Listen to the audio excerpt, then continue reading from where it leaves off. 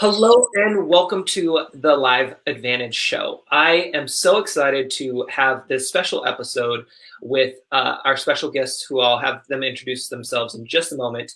But this topic is a big one that comes up quite often, actually. And my guest and I were talking about this on a private Zoom call, which is what sparked this episode. And the conversation we're about to have is around social media privacy and being able to be a business online, be active on social media, and being able to open yourself up, but do it in a safe way that also makes you feel a little bit more at ease being online, because let's face it, it feels very vulnerable when we are putting ourselves out there in general, let alone out there online with the whole world being able to see us. And with the pandemic and Zoom meetings and people being up in our space, like literally up in our spaces, whether it's your living room, your kitchen, your bedroom, like there's a lot of things happening on live streams, and Zoom is still considered live because it's more in a more controlled environment. But we have to understand that what we're doing in front of the camera, it's seeing everything around us too. And we want to pay attention to that, especially when we're going live. So that's what we're going to be talking about on this episode. First, I'm going to allow my guest to introduce herself, and then we will dive into the questions and the concerns that we came up with during one of our Zoom calls. So I'll allow you to do the honors and share who you are. Hi, Ed. Thanks for having me. I really appreciate you taking the time today. And my name is Stacy. I am a recent owner of an Etsy shop that provides home decor for the home.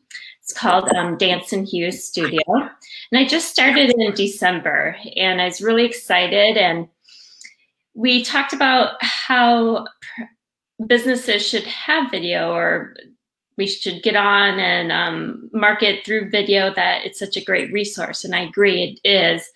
But being new to getting online and having a business online, I start to feel a little vulnerable. Yeah. And I think you and I had a great conversation about like the do's and don'ts, and how can you go on and still feel safe while you're presenting your products and your business.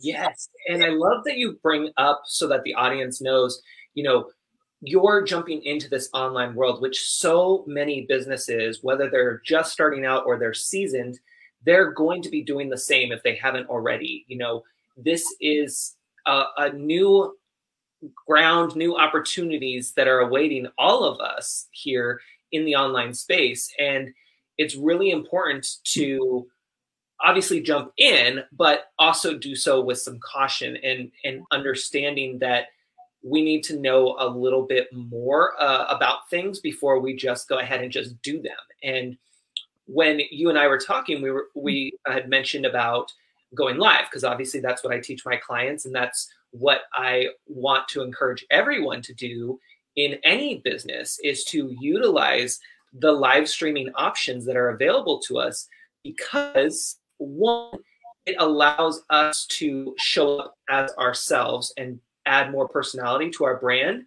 And we know that when we are selling something, people buy from other people, which is why it's important to build those relationships, use tools like live streaming to allow us to get more personal with our audience and be able to really build up that know, like, trust factor easily through our content. And that's where we started with this conversation. And I don't know, is this your first time being live? This is my very first time being live and on Facebook. I love it. I love it. I love You're teaching me to jump in here, Ed. Yes.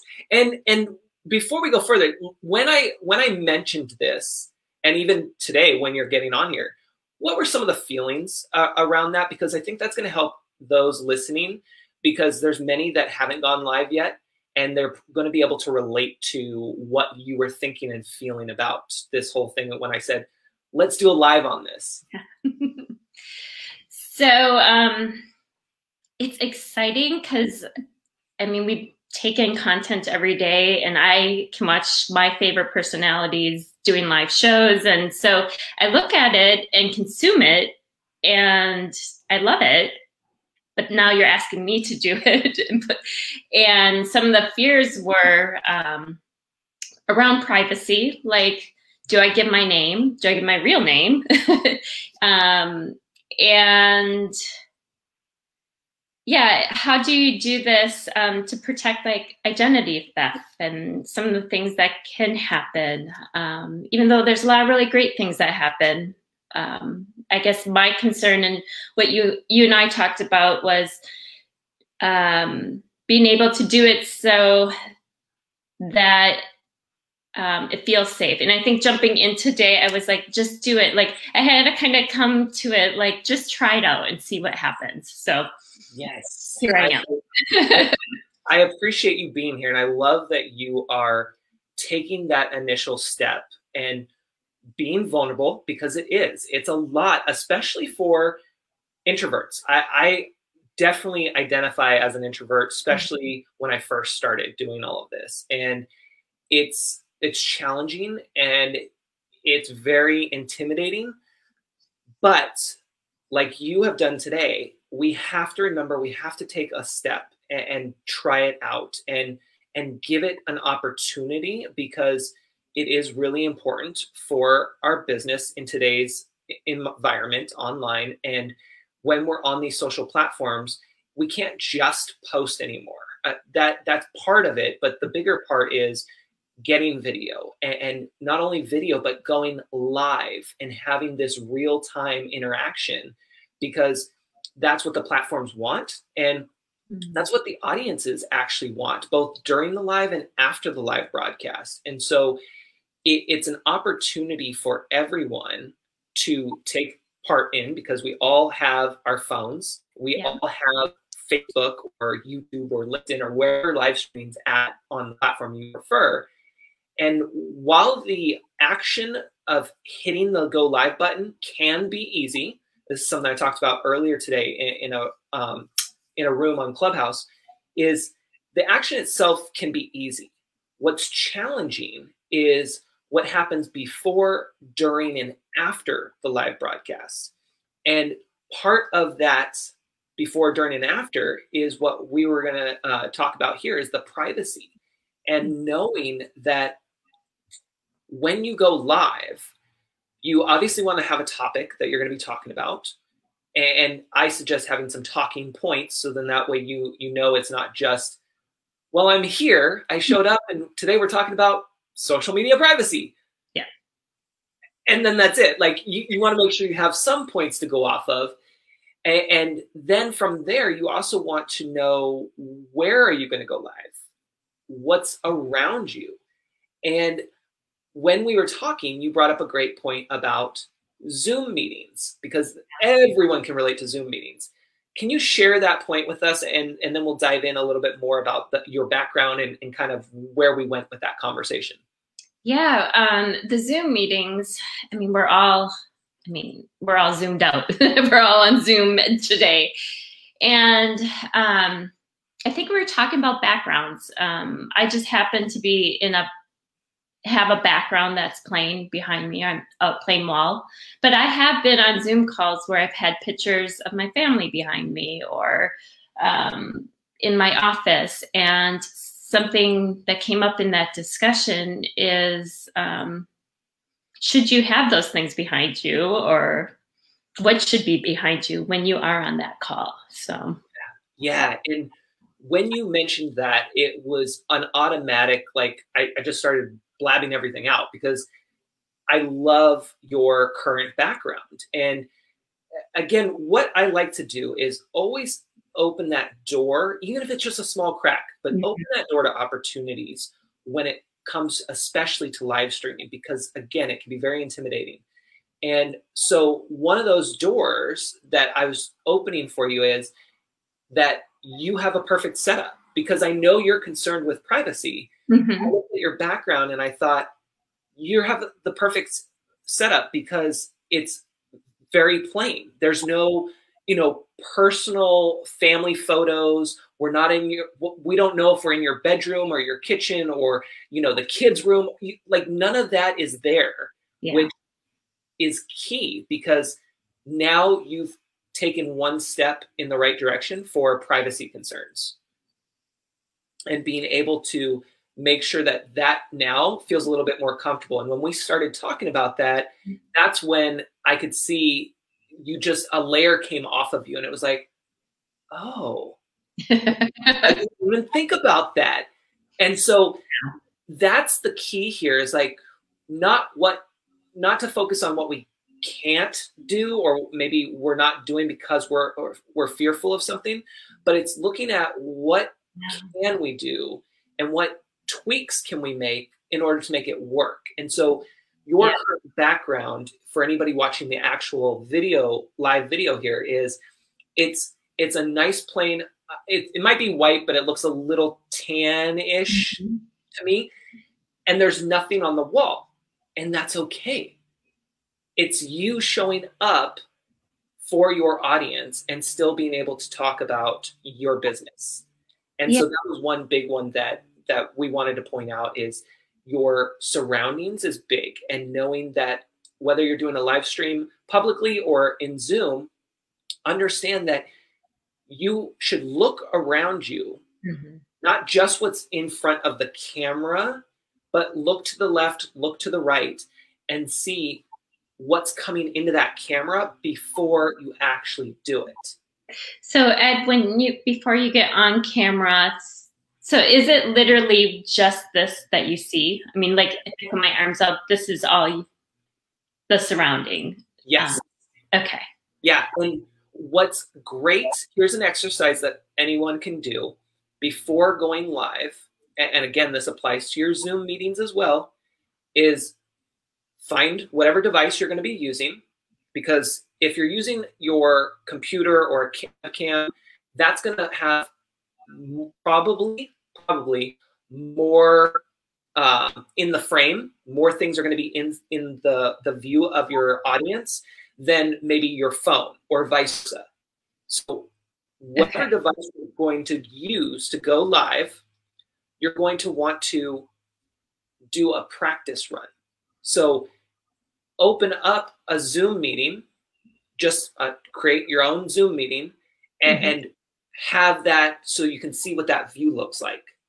And then you leave it, and then you go to your actual Zoom meeting with your clients or whatnot.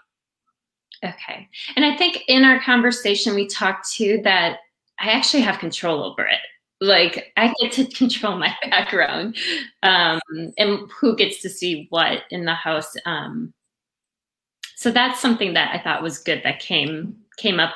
Do you suggest like being in a studio, or is it necessary? Or, I mean, this is kind of boring behind me. Do I want to have my business logo behind me or some color?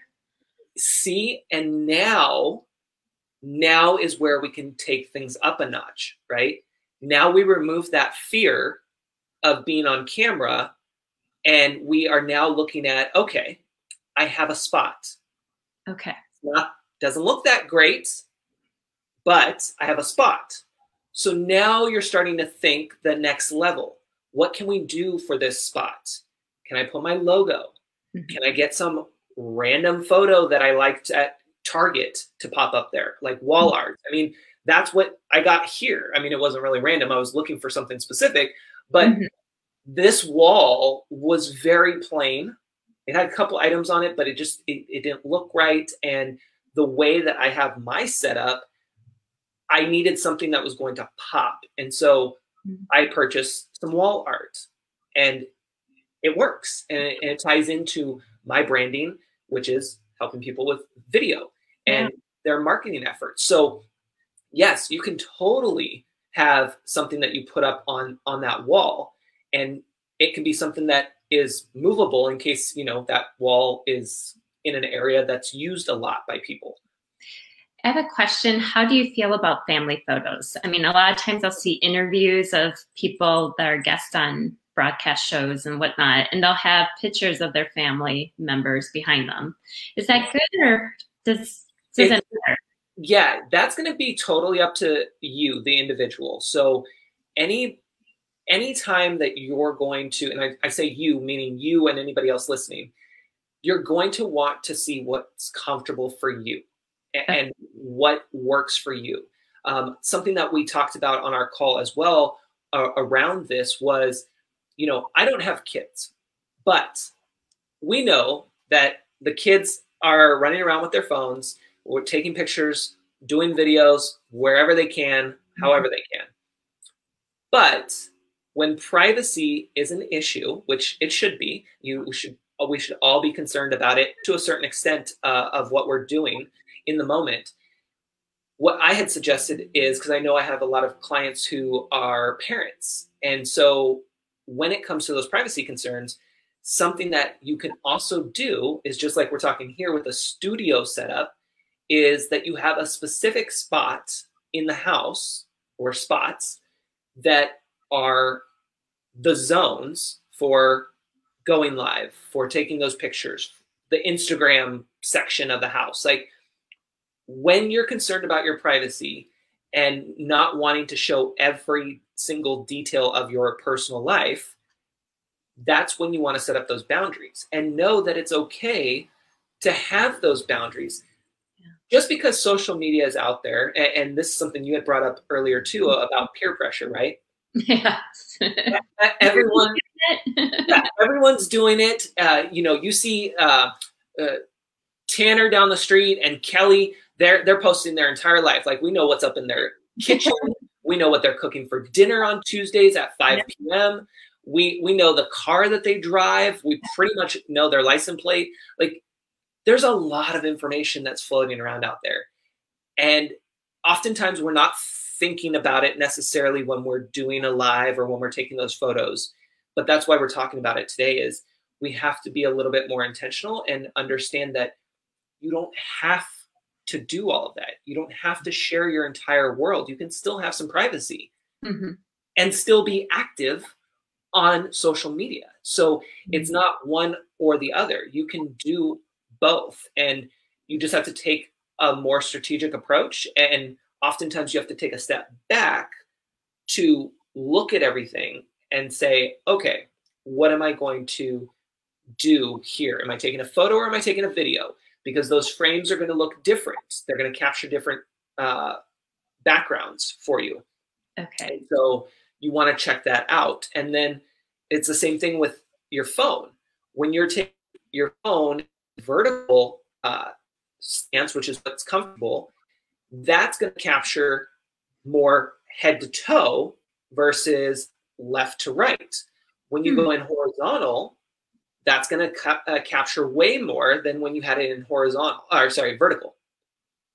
Yeah, and I think one of the things you mentioned too is what's behind you, like street signs or addresses, or that was such a great, like, I wouldn't have thought of that until you brought that up. So yes, and I'm so glad you touched on that. So what we were talking about is, when you're doing lives, and again, this applies to just taking photos as well.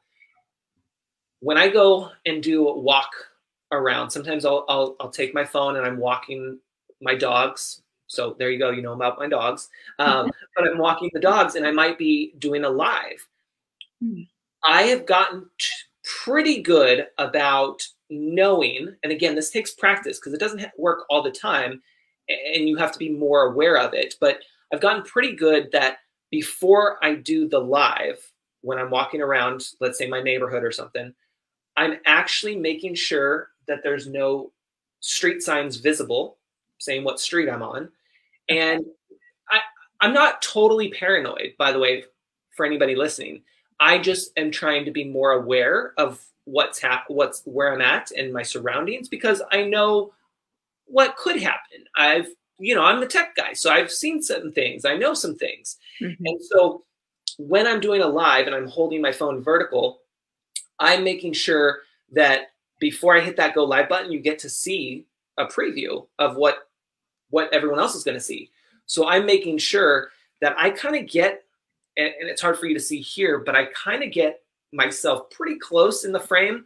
I'm not straight up, right, but I try to get pretty close so that there's not a whole lot of room on the sides to get anything in the background.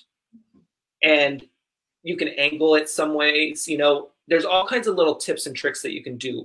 But the first step is being aware of your surroundings and just knowing that you can go live wherever you feel comfortable. It can be your house, it could be a public place. Just know that there's ways that you can keep your identity, your location more on the low key level. And when you're out at public places and you want to promote that place, for example, I was just doing a live recording for one of my clients locally, and that live, we specifically said where we were during that broadcast, not only in the video, but we also tagged the location. Okay. It was intentional because it was a business that we were promoting, that we wanted to share out on social. So we knew ahead of time that that was going to happen. Got it. And is there any like our phone keeps timestamps and of like location stuff? When you're taking video, does that come up at any way when you're live or doing anything? Not when you're live. Like there's an option when you go live to actually type in your location.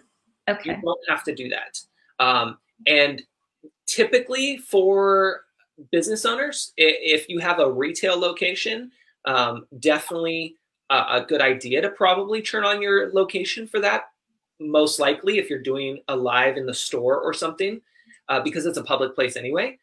But when you're at home, I wouldn't say use the location thing unless maybe you're, you know, selling your house and it's your agent doing it and they're trying to show it off. You know, I have my real estate agents go live program. So for agents, that could be a benefit for them that they may use if they're comfortable with that. If their sellers are comfortable with that, because again, that's already public information. And now it's people can show up Sunday at that house showing because they know exactly where it's at without having to go look, you know, on the website, type in things. So again, it depends on the individual. It depends on the intent of the live. And it also depends on you and your comfortability for it. Because at the end of the day, you have to be comfortable and a little bit confident to actually go live. And if we can't get past that part, it's going to be very hard for you to go live, which is why when I work with my clients in my programs, I don't start with the tech. I leave that towards the end because everyone wants to start there. And there's so much that goes on before that that we have to get comfortable with in order to effectively show up in front of the camera live wherever we're shooting from. Yeah, I almost think of it like a movie set you're setting up. Yes, exactly. It's just like a movie set. You know, I frame everything as a TV show. So same idea. We're producing your show. Yeah. And each episode, you're going to be on location somewhere, whether it's your house or actually out and about. And you need to know what that environment looks like. You need to know, is something going to possibly come in the frame? You know, if you're a parent and you know that the kids are going to be running around and they never leave you alone, are you going to be okay with them somehow making an appearance in front of that camera? And again, this is not only for live broadcasting on public for Facebook and wherever, this is also for Zoom meetings. You know, it may seem harmless and it may seem, I'm not trying to freak anybody out, but it may seem harmless, but if you really don't want other people knowing more personal things about you, then you have to take those extra steps to try to avoid things like that happening and being able to just be more aware again of your surroundings. Yeah, I mean, I think overall it's just being conscious and aware and knowing that we are in control of what we put on video, and when we're on Zoom calls, even how much we share, even though people are coming into our homes, how much of our homes and our lives we share. So. Yes, and you nailed it right there. You are in control. Yes. And it didn't feel like it. Yes. We're doing it so often, I sometimes feel like oh, I should be more conscious of what we're doing here. So Yes, and it's that awareness stage that really helps us Mhm. be able to move forward. You know, that's why when I'm working with someone, we start with why Facebook? Because everyone, you know, there's this love-hate relationship with Facebook, and Yeah. we were even talking about it, right? That you're not really using Facebook right now because you're onto the other platforms. Yeah. And that happens a lot. And my answer is always we have to take a step back and we have to look at the platforms and understand with our business hat on, what is it that is going to make sense for business Yeah. and marketing purposes, not necessarily what we like or prefer, but what's going to make sense. And like it or not, Facebook is still number one. It still has the most monthly active users. It still has the most amount of people that check it multiple times a day. So using Facebook Live and specifically using it on your Facebook business page, which people may be upset about the organic reach being so low and not feeling like it's doing anything, put that aside. Again, we're going to put those feelings just to the side for a second Mhm. and go in with our business hats on and say, what's one action we can take that can create our video content? And that's going to be on one platform. That's going to be a Facebook Live. That's going to be on our business page. And then, and only then, once we've created that, we can use that elsewhere on whatever platform we like, prefer, have a bigger audience on, whatever it is. But know that Facebook still plays a huge part in our marketing efforts as a business owner. And it's still really, really important to utilize your business page, even if it's only one post once a week, that's fine. Give some love over there because it's going to help you in the long run, not only on Facebook, but wherever else you show up, including Google. It helps with the SEO, which is search engine optimization for those who aren't familiar. SEO is search engine optimization. So there, again, we take a step back to look at the bigger picture and understand that there is more than just hitting that go live button. There's more than just being on Facebook and posting, you know, on your business page, feeling like it's not going to do anything. We're putting in the work and the effort for that long haul, which is going to reward us over and over and over. Yeah. Yeah, I love that. So it's not to be afraid of it. Just you know, embrace it for the tool that it is, and that we are using as a society to communicate with each other about our businesses. Yes, exactly. And you know, I love how you pointed that out too, because I want to read this. I had met someone in a clubhouse room earlier that I was speaking on live streaming, and they had sent me a private message, and we were talking about, you know, video in general.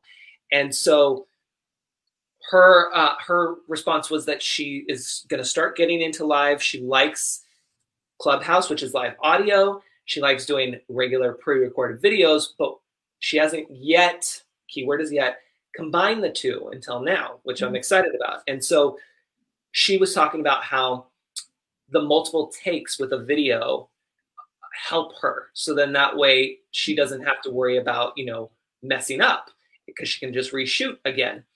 And so my response was letting her know that that's a lot more work though when we do pre-recorded. And for me, pre-recorded, it's one of those things that it drives me nuts because I feel like it has to be perfect. And when we go live, it's actually the opposite.